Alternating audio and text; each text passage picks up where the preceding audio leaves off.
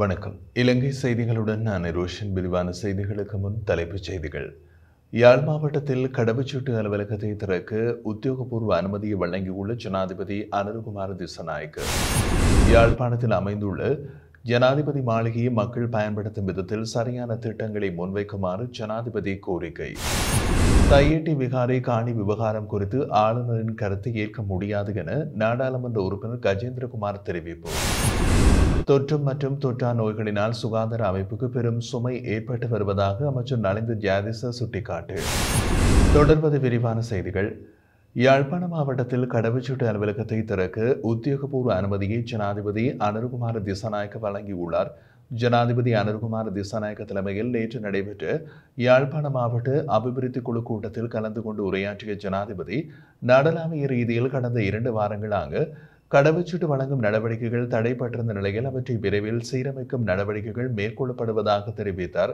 அதன் அடிப்படையில் யாழ்ப்பாண மாவட்ட செயலகத்தில் கடவுச்சீட்டு அலுவலகத்தை திறப்பதற்கான வசதிகள் உள்ளன என்று மாவட்ட பதில் அரசாங்க அதிபர் பிரதீபனிடம் கேட்டறிந்தார். இதற்கு பதிலளித்த பதில் அரசாங்க அதிபர் பிரதீபன், மாவட்ட செயலகத்தில் இடப்பற்றாக்குறை இருக்கின்றது, எனினும் வடக்கு மக்களுக்கு இது ஒரு முக்கிய தேவையாக இருப்பதால் இதற்கான இடத்தை ஒதுக்குவது குறித்து ஆலோசிக்கலாம் என்று தெரிவித்துள்ளார்.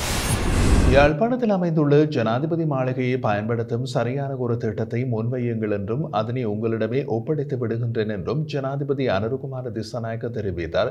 நேற்று வெள்ளிக்கிழமை யாழ் மாவட்ட செயலகத்தில் இடம்பெற்ற மாவட்ட அபிவிருத்தி ஒருங்கிணைப்பு குழு கூட்டத்தை தலைமையேற்று நடத்திய பின்னர் வல்வெட்டித்துறையில் இடம்பெற்றிருந்த மக்கள் சந்திப்பில் கலந்து கொண்டு பேசும்போது அவர் இவ்வாறு கூறினார்.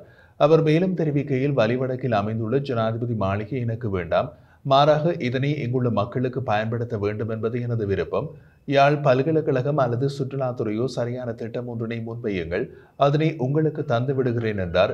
கடந்த ஆட்சி காலத்தில் குறித்த மாளிகையினை தனியார் நிறுவனம் ஒன்று தமக்கு தரமான கோரிக்கை முன்வைத்த போதிலும் அவர்களுக்கு அது உத்தியோகபூர்வமாக கையளிக்கப்படாத நிலையில் சரியான திட்டத்தை முன்வையுங்கள் என்றும் அதனை உங்களுக்கு தருவேன் என்றும் அவர் மேலும் தெரிவித்தார்.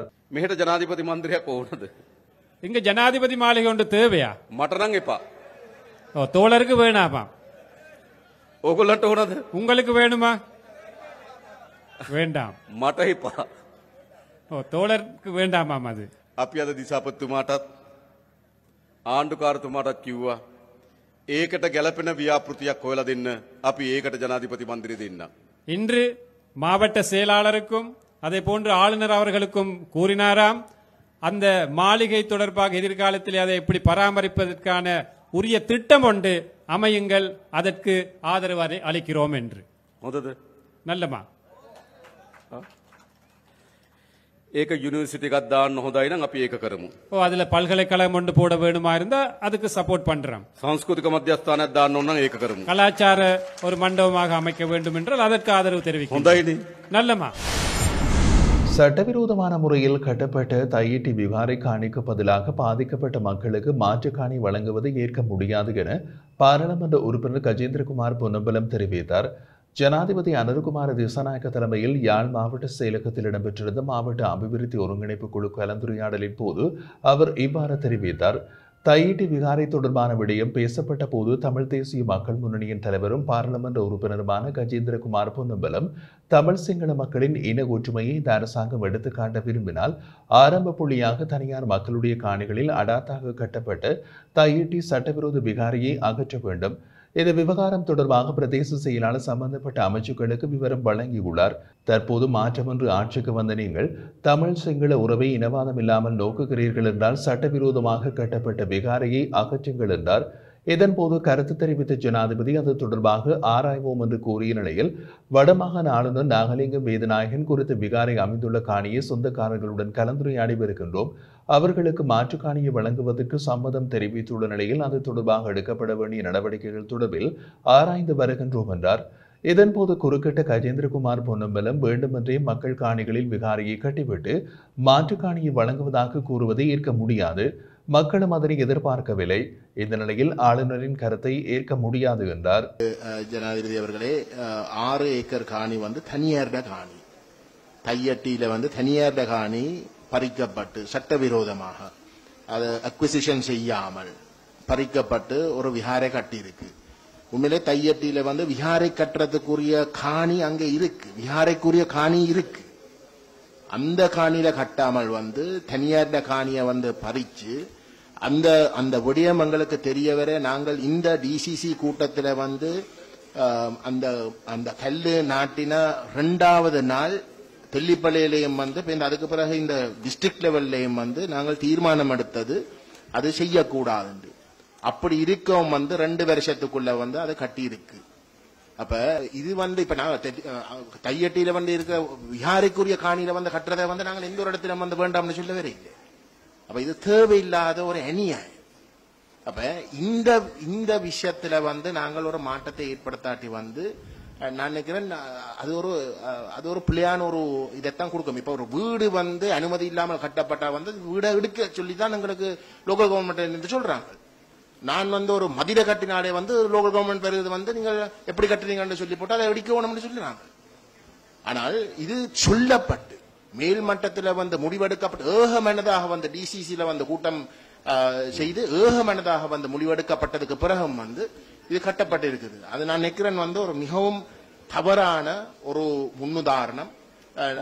அதை கொஞ்சம் கவனத்தில் எடுக்கணும். என்ன பொறுத்தவரை வந்து அந்த மாற்றம் வந்து இந்த விஷயம் இப்படியான விஷயங்களை வந்து நிச்சயமாக வந்து காட்டும். அப்பதான் எங்களுக்கும் வந்து ஒரு நம்பிக்கை வரும் வந்து இது ஒரு இனவாதம் இல்ல, இது தாண்டி வந்து விஷயங்கள் நடக்கும் என்ற ஒரு நம்பிக்கை வரும்.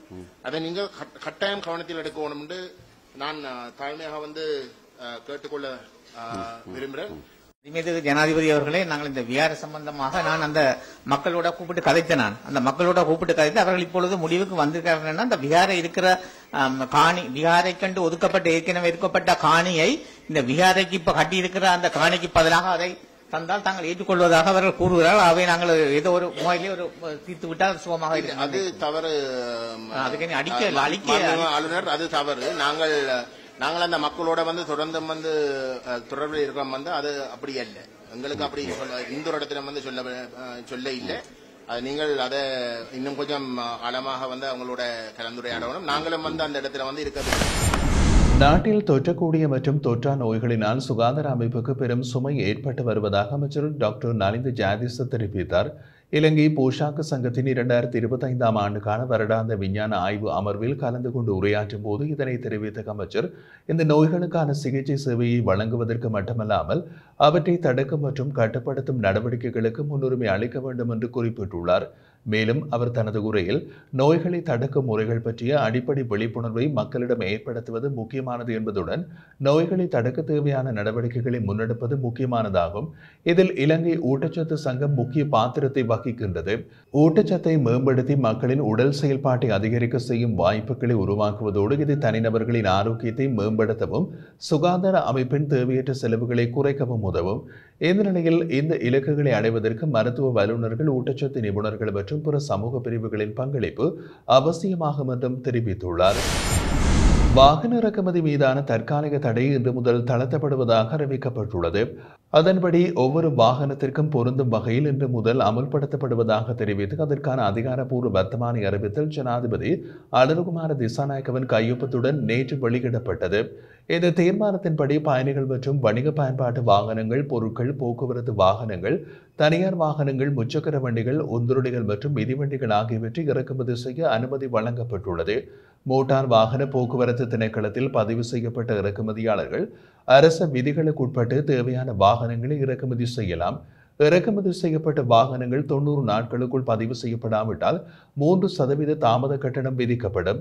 மேலும் அவற்றின் பதிவு கட்டணம், காப்பீடு, கப்பல் செலவு ஆகியவற்றின் 45%ஐயும் செலுத்த வேண்டும். அத்துடன் தற்போது அமலில் உள்ள 20% தீர்வை வரிக்கு மாற்றாக இறக்குமதியாளர்கள் செலுத்த வேண்டிய முழு தீர்வை வரியினை 30%ஆக மாற்றும் நடவடிக்கைகளும் மேற்கொள்ளப்பட்டுள்ளன.